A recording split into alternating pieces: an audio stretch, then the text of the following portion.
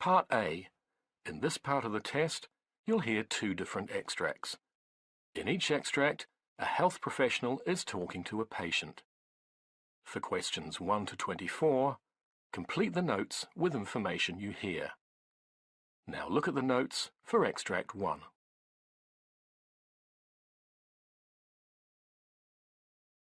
In this part of the test, you will hear Dr. Jean Matthews interviewing Michael Fraser, a patient with a recent problem.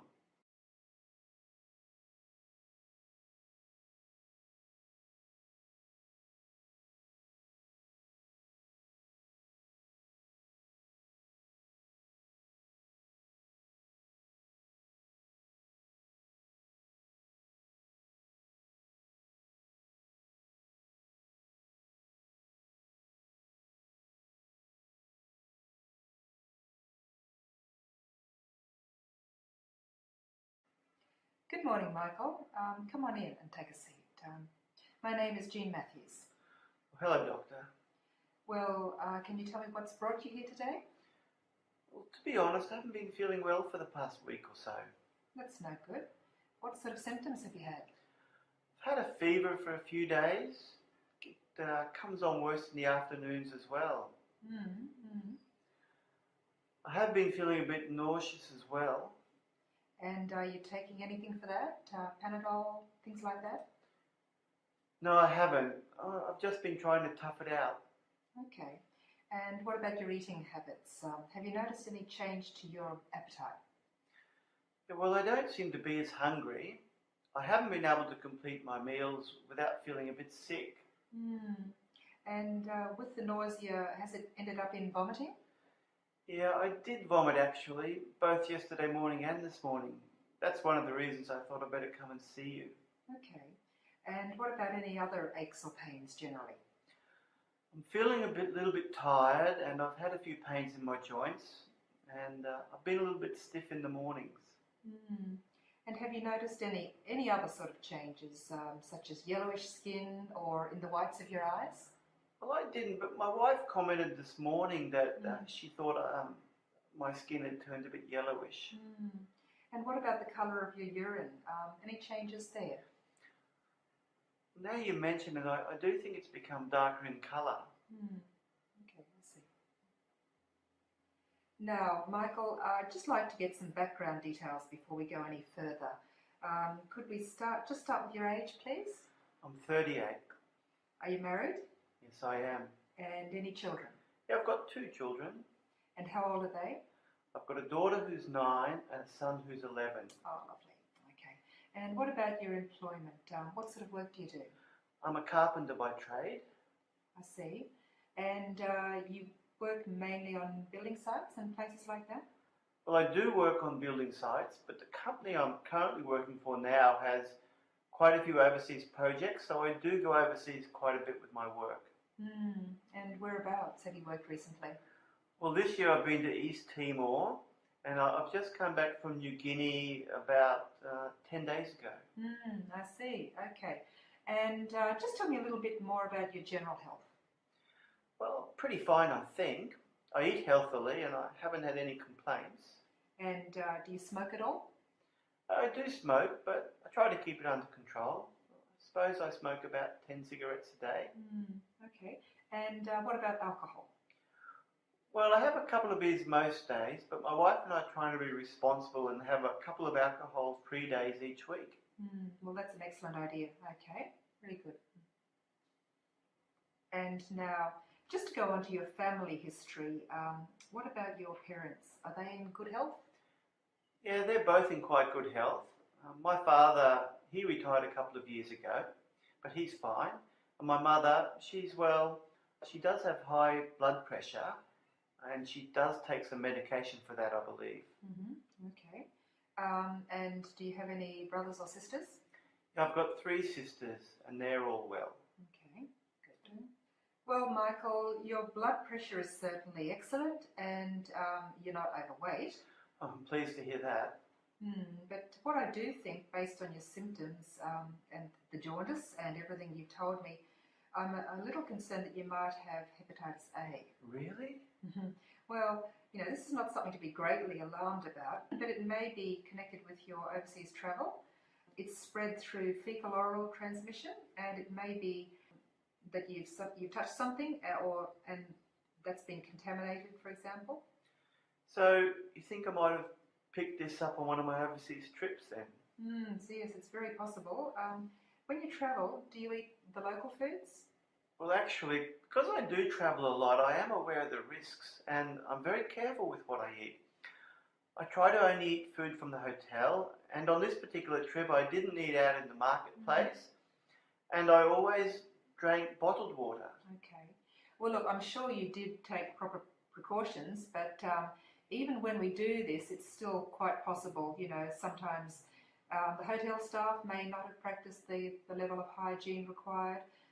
They might have touched utensils or food that you've eaten, and that's how this can be picked up. So. I see. Well, this is a real nuisance for me, Doctor. If I've got this hepatitis, what can I expect to happen now? Well, the first thing we need to do is confirm this diagnosis, and for that you'll need to take a liver function test. I see.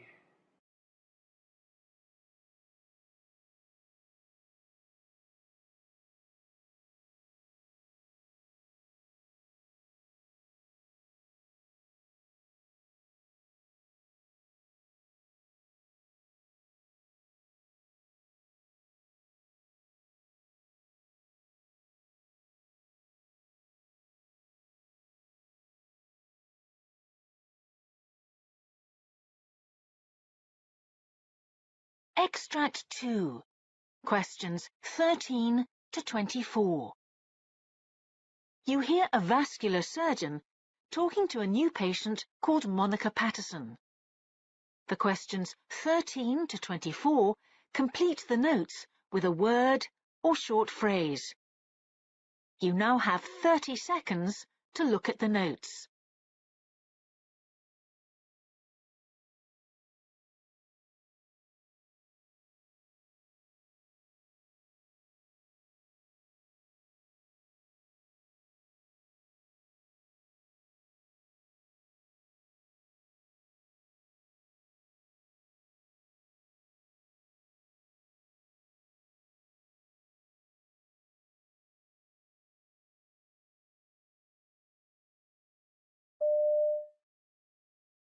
Hello, Mrs. Patterson.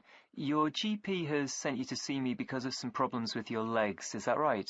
Yes, varicose veins, and they've just been getting worse and worse. Right.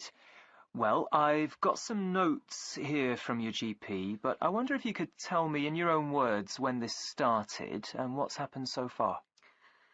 Well, I guess the first time I had problems with my legs was ages ago, when I was pregnant. My son's 25 now, so that shows you how long ago it was. But everyone knows that varicose veins goes with that, don't they? They look horrible at the time, but then they usually disappear again. And was that the case? Well, by about a year or 18 months later, they'd gone completely. My legs were looking and feeling fine, and I was back at work then too. Uh-huh. What do you do?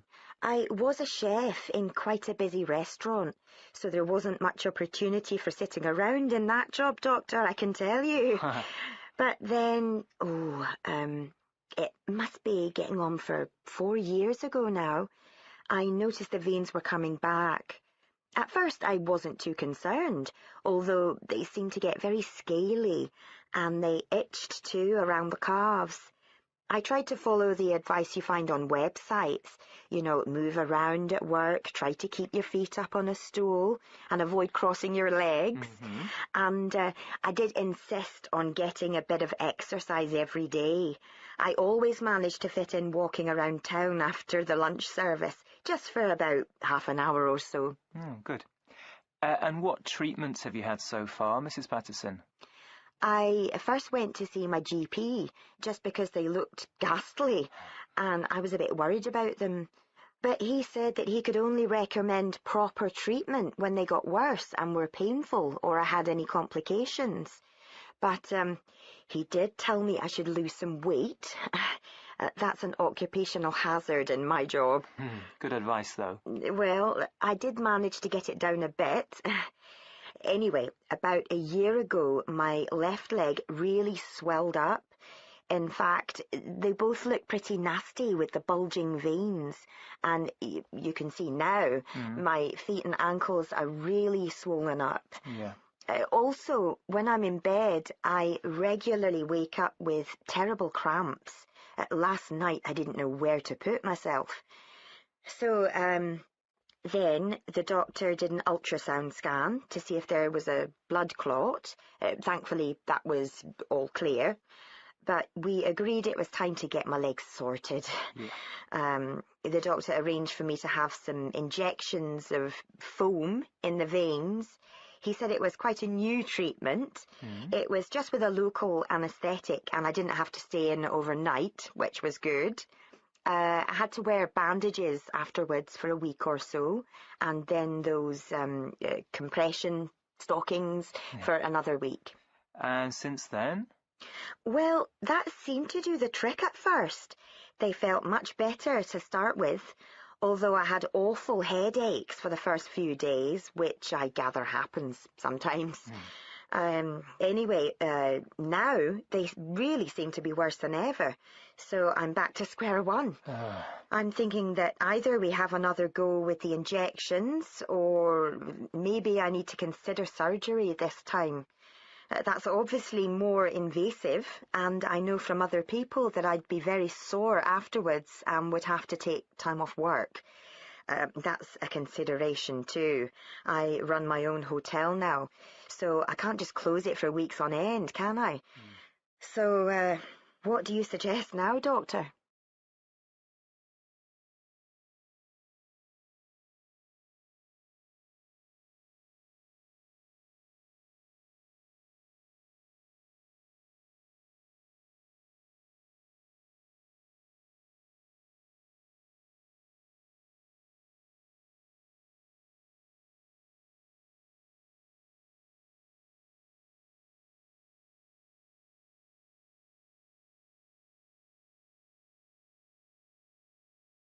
This is the end of Part A. Now look at Part B. Part B. In this part of the test, you will hear 6 different extracts. In each extract, you'll hear people talking in a different healthcare environment. For questions 25 to 30, choose the answer A, B, or C, which best fits according to what you hear.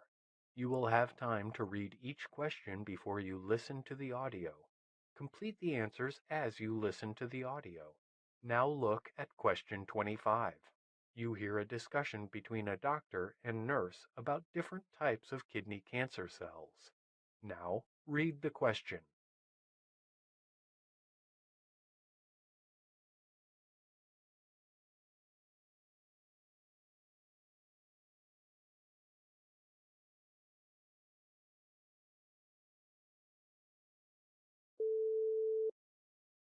Hello, doctor.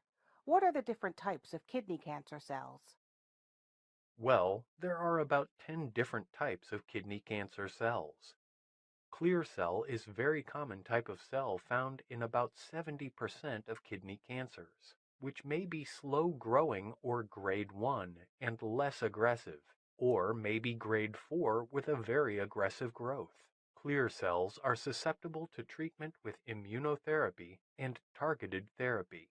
Papillary cancer cells is seen in 10% to 15% of patients and has further subtypes called type 1 and type 2. Sarcomatoid cells grow most aggressively of all types of kidney cancer cells. It may be found with clear cell or papillary type. The cancer cells appear like sarcoma cells under the microscope. Collecting duct cancer is similar to transitional cell carcinoma and is rare and is usually treated with chemotherapy. Oncocytoma is a slow-growing cancer and does not spread beyond the kidneys. Chromophobe is another type of rare cancer. Angiomyolipoma is a non-cancerous tumor that has a unique appearance on the computed tomography scan. This type of cancer is less likely to grow aggressively and spread, and is treated surgically.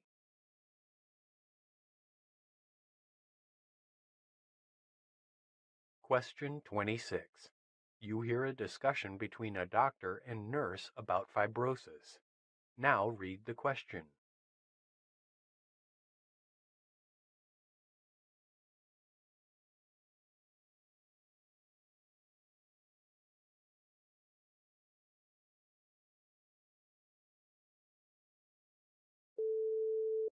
Hello, doctor. What is fibrosis, and what are the different types of fibrosis? Well, the term fibrosis means the formation of fibrous tissue that may or may not be connected with tissue healing. Some of the different types of fibrosis are lung fibrosis or pulmonary fibrosis may occur as a result of prolonged infections, such as tuberculosis or pneumonia. The condition is also caused by exposure to occupational hazards such as coal dust or the genetic condition called cystic fibrosis. Liver fibrosis or cirrhosis refers to the scar tissue and nodules that replace liver tissue and disrupt liver function. The condition is usually caused due to alcoholism, fatty liver disease, and hepatitis B or hepatitis C. Heart fibrosis affects the regions of the heart that have become damaged due to myocardial infarction may undergo fibrosis. Mediastinal fibrosis is characterized by calcified fibrosis of the lymph nodes that can block respiratory channels and blood vessels. Retroperitoneal cavity fibrosis affects the soft tissue in the retroperitoneum, which contains the aorta, kidneys, and numerous other structures. Bone marrow fibrosis, or myelofibrosis, is scarring in the bone marrow that prevents the normal production of blood cells in the bone marrow. Skin fibrosis is the scar tissue that forms on the skin in response to injury, called a keloid. Scleroderma or cystic sclerosis is an autoimmune disease of the connective tissue that initially affects the skin, but also involves other organs such as the kidneys, heart, and lungs.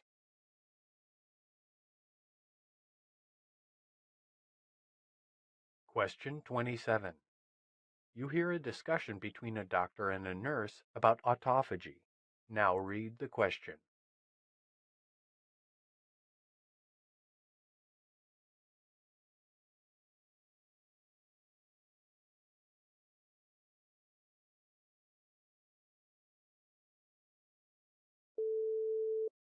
Doctor, what is an autophagy, and what are the types? Well, autophagy is a process which includes the consumption of the body's own tissue during a metabolic process that occurs due to starvation and in certain diseases. The different types of autophagy are macroautophagy processes involves delivery of cytoplasmic cargo to the lysosome through the intermediary of a double membrane bound vesicle, which is called an autophagosome, that fuses with the lysosome to form an autolysosome. Microautophagy. During this process, the cytosolic components are directly consumed by the lysosome itself through the lysosomal membrane. Chaperone-mediated autophagy. During this process, the targeted proteins are translocated across the lysosomal membrane in a complex with chaperone proteins.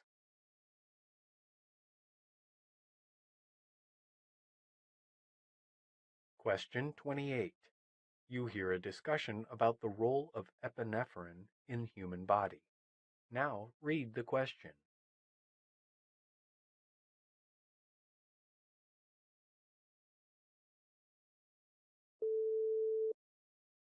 Hello, doctor.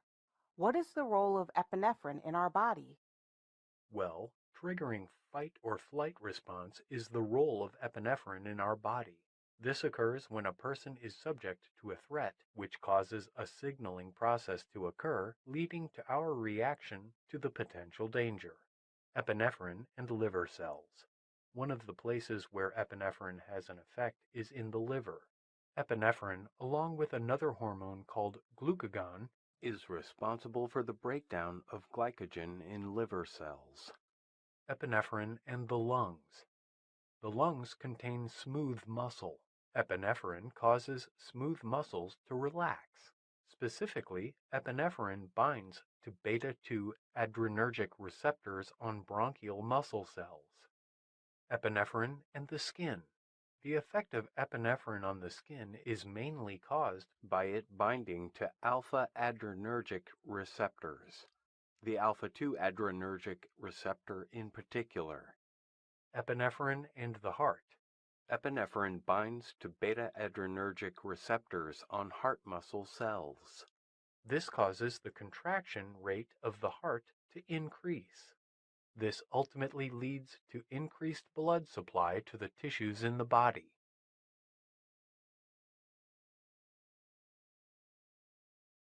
Question 29. You hear a lecture about ringworm diseases. Now read the question.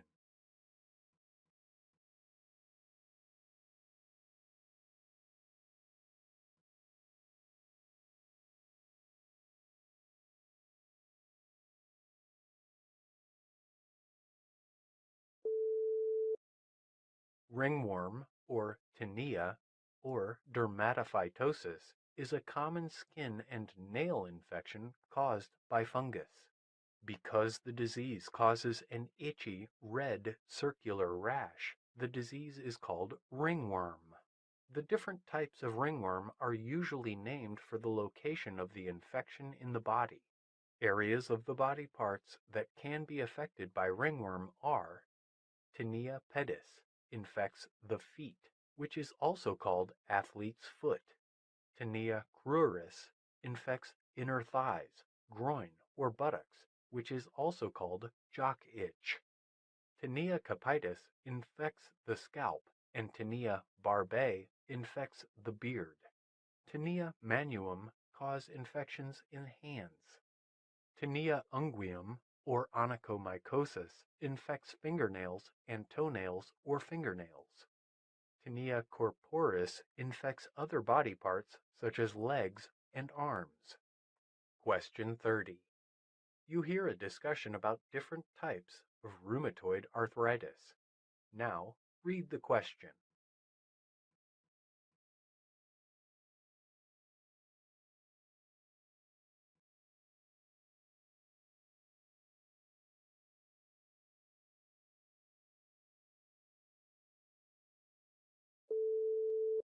Hello, doctor.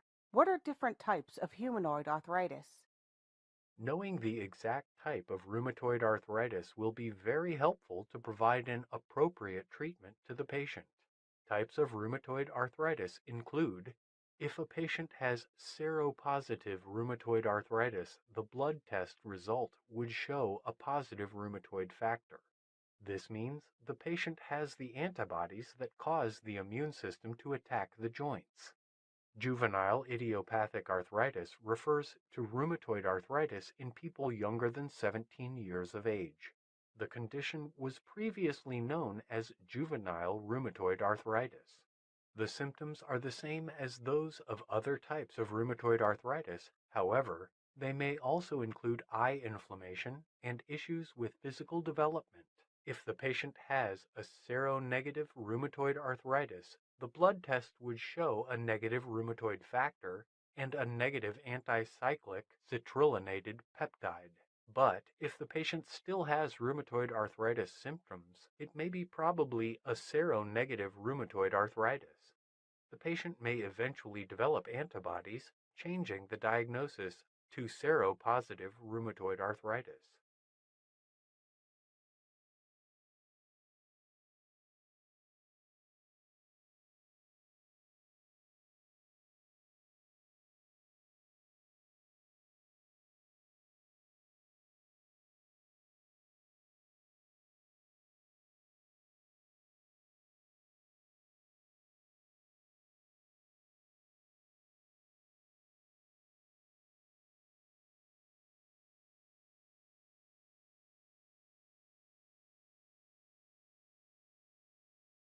Now look at Extract 1, questions 31 to 36.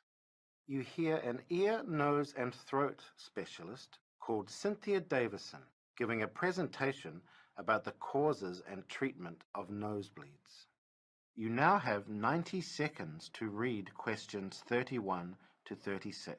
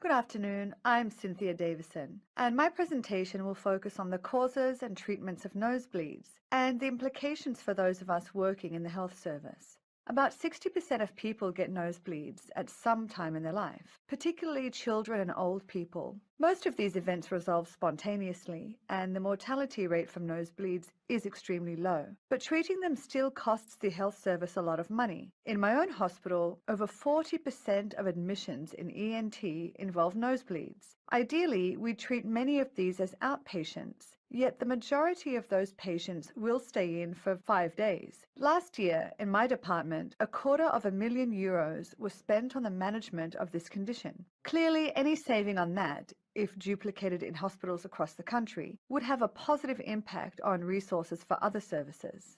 The biggest enemy of the nosebleed is artificial air. In hospitals, we get an awful lot of older people coming in with nosebleeds in winter months. As you'll know, such patients don't tolerate the cold for various reasons, so they tend to sit beside radiators and heaters, and these dry up the air. This means the cilia, which protect the lining of the nose, dry out, and this in turn exposes the blood vessels, which causes bleeding. Our noses haven't developed a defense mechanism against artificial air. 300 years ago, everybody lived in drafty houses and cold environments. Now we all sit in heated rooms, and the nose hasn't adapted to this. The evolution of an organ can take millions of years, in fact.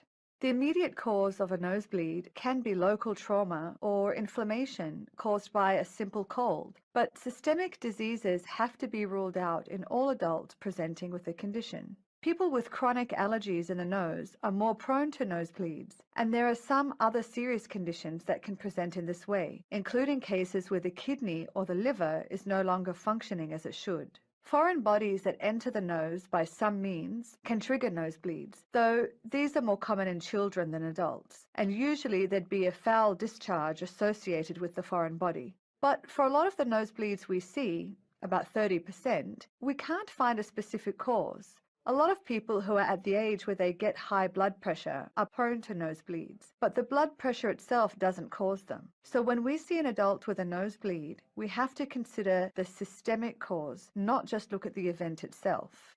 Now there's a pathway of care associated with nosebleeds. First of all, it's advisable to check whether or not a patient's in shock. A loss of at least 500 ml of blood is needed to get the early signs of shock, and it's rare to lose that amount during a common nosebleed. But if you ask any of my colleagues in ENT what they most hate dealing with, it's nosebleeds. This is because they tend to come in late at night. The patient's often scared, and that sets their blood pressure off, making any further diagnosis and treatment problematic. So before you can do anything, you have to allay their fears. You might even give them a sedative to try to relax them. You also need to check they're not on any medication, like aspirin or warfarin, that might affect blood clotting. The next step is to try to find the precise source of the bleeding. The simplest way to stop it is to apply a silver nitrate stick to that point. It's fairly atraumatic, but you can't get those chemical sticks to the back part of the nose, so they're mainly useful for children, who tend to have fewer bleeds from that area than older people. Unfortunately, what often happens when an older patient goes into an emergency department and there may be no ENT service available, as many such departments don't have them, what often happens is that because there's so much blood pouring out, the bleeding point can't be located. In this case, a gauze pack will be put into the nose, both in front and behind the nose, to try to put pressure on the whole area and stop the bleeding that way. This can be very traumatic for the patient, and there's also a danger of secondary infection if it's left in too long. So the ideal management is to identify the bleeding point and stop the bleeding directly by cauterizing it or by ligation of the vessel. And this primary treatment will work 94% of cases. So before I go on to...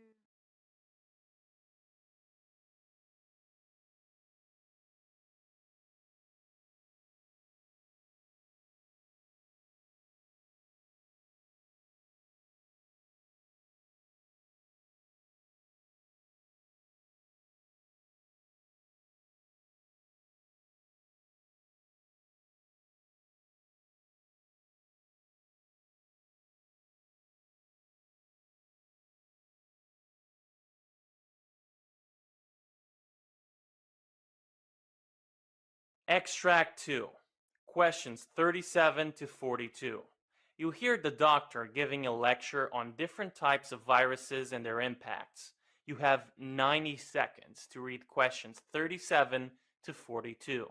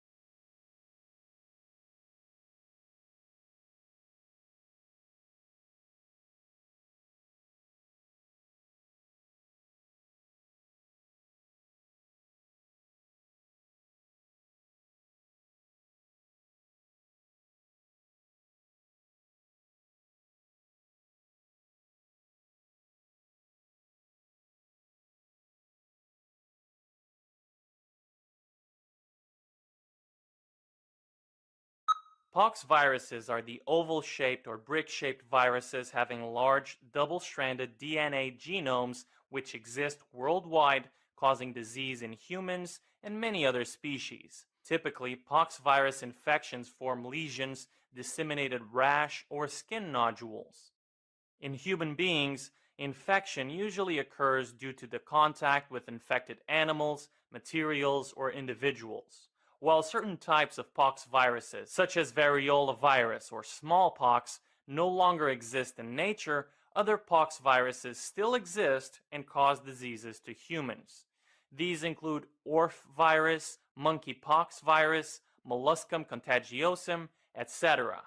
The genus Orthopoxvirus has a number of virus species that can infect humans and animals. The most renowned member of the genus Orthopoxvirus group is the variola virus, the causative vector of smallpox. Other popular members include the vaccinia virus that is used in the current smallpox vaccine the cowpox virus that was introduced by Edward Jenner as the material of the first vaccine, and the monkeypox virus. Parapox viruses infect a variety of livestock animals, including goats, cattle, and sheep. Generally, human infection of parapox viruses is associated with an occupation involving cattle, goats, and sheep. Some of the renowned parapox viruses are bovine papular stomatitis virus, orf virus, pseudocowpox virus, parapox virus of red deer, squirrel parapox virus. Molluscum contagiosum is the only member of the Molluscipox virus genus. Molluscum contagiosum infects only human beings, and it is a common infection of children and immunodeficient patients. Yada pox viruses infect both primates and humans across equatorial Africa. Species in this genus are named by the location where they were identified: Yaba of Lagos, Nigeria, and the Tana River Basin of Kenya. However, the natural host of Yada pox viruses is unknown. Tanapox and Yaba monkey tumor virus are of Yada pox virus genus.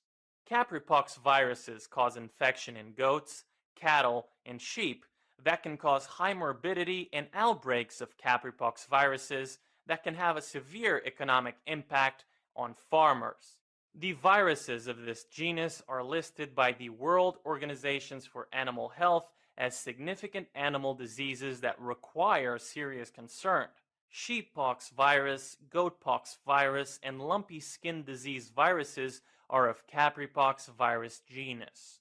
The swinepox virus is the only member of the Sweepox virus genus, and swine are the only host for this virus. Members of the Leporypox genus cause infections to squirrels, hares, and rabbits. In Australia, Myxoma virus was used as a pest control in 1950 to eradicate feral European rabbits. Primarily, the transmission of Leporypox virus occurs through mosquitoes, although other biting insects such as fleas can also transmit Leporypox virus. The Myxoma virus, Shope fibroma virus, squirrel fibroma virus, hare fibroma virus are of Leporypox virus genus. Avipox viruses cause infections to a number of wild and domestic birds that can be identified as causing disease in at least 232 species. Usually the transmission occurs by inhalation, skin abrasions, or by biting insects like mosquitoes.